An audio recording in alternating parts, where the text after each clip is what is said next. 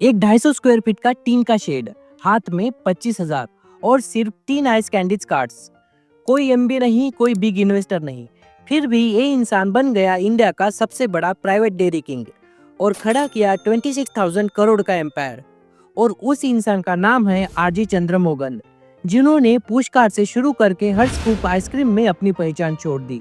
इस वीडियो में हम जानेंगे कैसे आरजी चंद्रमोहन ने 250 स्क्वायर फीट से शुरुआत करके अरुण आइसक्रीम्स, आरोग्य मिल्क और 26,000 करोड़ का डेयरी एम्पायर खड़ा किया। साथ ही में जानेंगे उनकी smart strategies, farmer first approach और वो जर्नी जिसने उन्हें 2025 में पद्मश्री दिलाया। और हमेशा की तरह अंत में जानेंगे वो पावरफुल लेसन्स जो हर एस्पायरिंग एंटरप्रेन्योर को इस ब्रांड स्टोरी से सीखने चाहिए। ये कहानी शुरू होती है 1970s के चेन्नई से, जहां चेन्नई की तंग गलियों में एक 21 साल का लड़का हाथ में सिर्फ 25,000 लेके खड़ा था, जिसमें से 13,000 पिता की जमीन बेचकर आए थे और 12,000 बैंक लोन से मिले थे। ना बड़ी डिग्री, ना बड़ा बिजनेस बैकग्राउंड, बस एक सपना था और कुछ करने की जिद। उन पैसों से उन्होंने 250 स्क्वायर फीट का शेड किराए पर लिया और शुरू किया छोटा सा आइस कैंडीज फैक्ट्री, जिसका नाम उन्होंने रखा अरुण आइसक्रीम्स। शुरुआत में सिर्फ 3-4 कर्मचारी, कुछ कार्ट्स और साइकिल रिक्शा थे। इस सेटअप से वो ऑरेंज फ्लेवर्ड आइस कैंडीज बेचते थे। तब दिन में वो लगभग 10,000 कैंडीज बनाते थे, लेकिन ये बेचना उतना ही मुश्किल था। आइसक्रीम उस समय लग्जरी मानी जाती थी और कोल्ड स्टोरेज की सुविधा भी कम थी, जिससे एक वक्त आया जब बिजनेस ऑलमोस्ट डूबने की कगार पर था।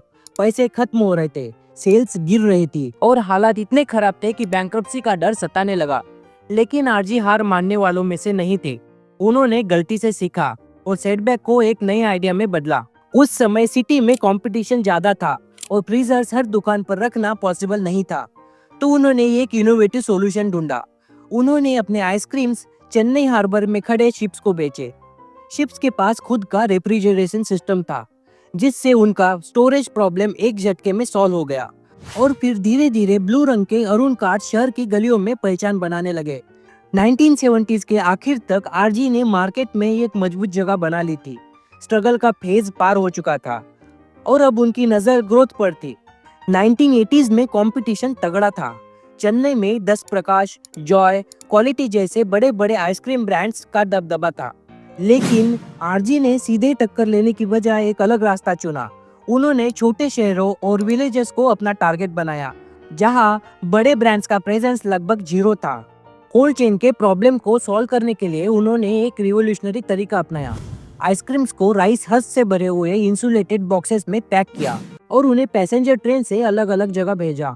फिर स्टेशन पर उतरते ही लोकल एजेंट्स उन बॉक्सेस को उठाकर बेच देते थे और प्रोडक्ट इस तरह सेफली पहुंच जाता था।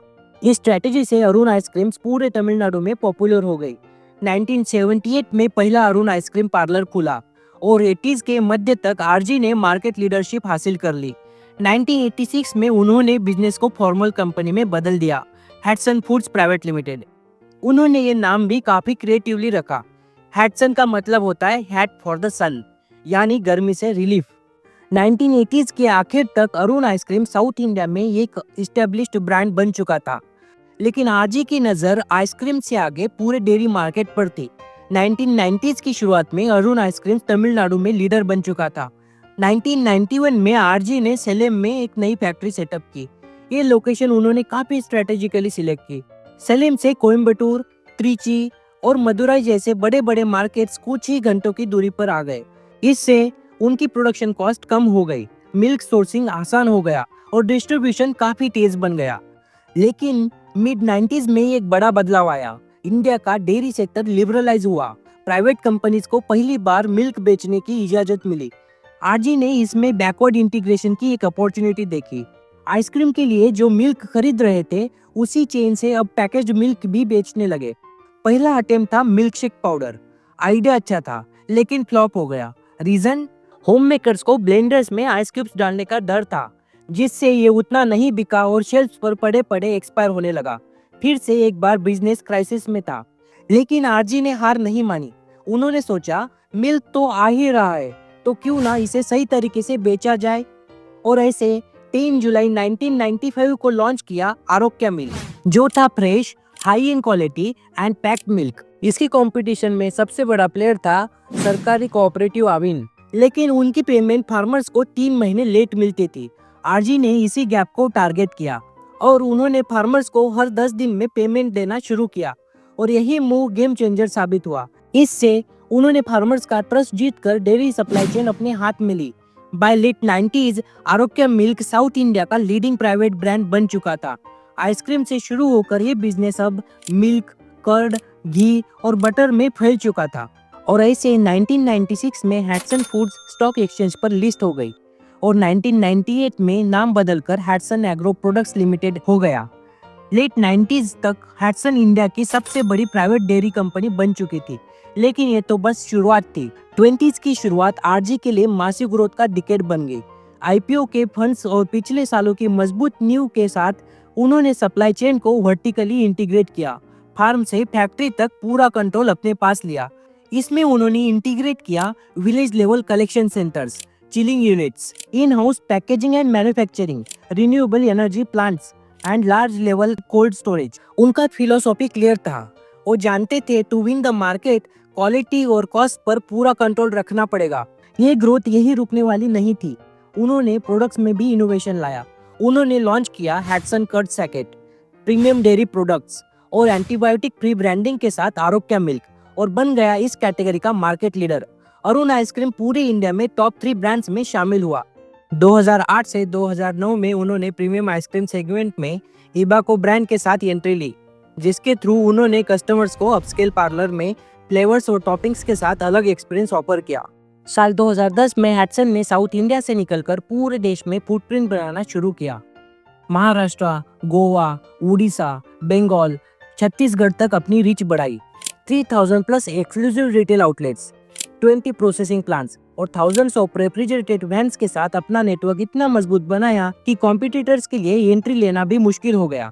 उन्होंने फार्मर्स का ट्रस्ट और मजबूत करने के लिए cattle feed plants, direct bank payments और यील्ड इंप्रूवमेंट जैसे प्रोग्राम्स शुरू किए। आरजी को 2018 में pattern of Indian dairy association award मिला। फोर्ब्स ने उन्हें इंडिया रिचेस्ट लिस्ट में 17,000 करोड़ नेटवर्थ के साथ शामिल किया। IIM अहमदाबाद ने अरुण आइसक्रीम्स पर केस स्टडी बनाई और उनकी लाइफ पर हरीश दामोदरन की किताब ब्रोक टू ब्रेक थ्रू आई।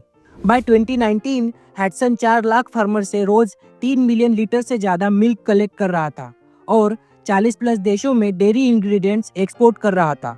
आज गोल्डन जुबली के बाद भी हैटसन 7,000 करोड़ प्लस रेवेन्यू और 26,000 करोड़ प्लस मार्केट कैप के साथ इंडिया का लार्जेस्ट प्राइवेट डेयरी फर्म है। ग्रीक योगर्ट, प्रोबायोटिक ड्रिंक्स, आर्टिसिनल चीज जैसे प्रोडक्ट्स भी उनके पोर्टफोलियो में आते हैं। मॉडर्न ट्रेंड्स को अडॉप्ट करते हुए आरजी का कोर फोकस वही है, क्वालिटी और अफोर्डेबिलिटी। 4 लाख फार्मर्स को स्टेबल इनकम, 11,000 प्लस एम्प्लॉयज को करियर और काउंटलेस एंटरप्रेन्योर्स को इंस्पिरेशन, यही है आरजी चंद्रमोहन की असली लेगेसी। आज आरजी 70 प्लस की उम्र में भी चेयरमैन है, लेकिन हैटसन उनके बिना भी सिस्टम्स पर चल रहा है क्योंकि उन्होंने ब्रांड को व्यक्ति के ऊपर रखा। उनकी जर्नी सिखाती है विजन, ग्रिट, क्वालिटी। अगर ये तीनों साथ है तो इम्पॉसिबल को भी पॉसिबल बनाया जा सकता है। 2025 में आरजी चंद्रमोहन सिर्फ इंडिया प्राइवेट डेयरी सेक्टर के पियोनियर नहीं है, बल्कि पद्मश्री अवार्डी भी है, जो है एक नेशनल ऑनर जो सेलिब्रेट करता है उस इंसान को जिसकी विजन और वैल्यूज ने 26,000 करोड़ का डेयरी एम्पायर खड़ा कर दिया। आइए तो अब जानते हो पावरफुल लेसन्स जो हमें इस ब्रांड स्टोरी से सीखने चाहिए। फर्स्ट, स्ट्रगल्स को सेटबैक मत समझो, बल्कि वही एक सक्सेस की फाउंडेशन है। आरजी ने कॉलेज ड्रॉपआउट से लेकर बैंकरप्सी के करीब पहुंचने तक हर मुश्किल देखी, लेकिन हर फेल्यूर से सीखा और हर बार स्ट्रॉन्गर कमबैक किया।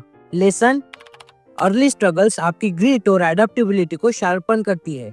सेकंड, स्टेक होल्डर्स को जीतना सिर्फ कस्टमर्स तक लिमिटेड नहीं है। आरोग्य मिल्क ने फार्मर्स का ट्रस्ट जीता, 10 दिन में पेमेंट दिया, जिससे उनका सबसे बड़ा प्रॉब्लम सॉल्व हुआ। लेसन, विन विन इकोसिस्टम बनाओ जहां हर पार्टनर को ग्रोथ का हिस्सा मिलेगा।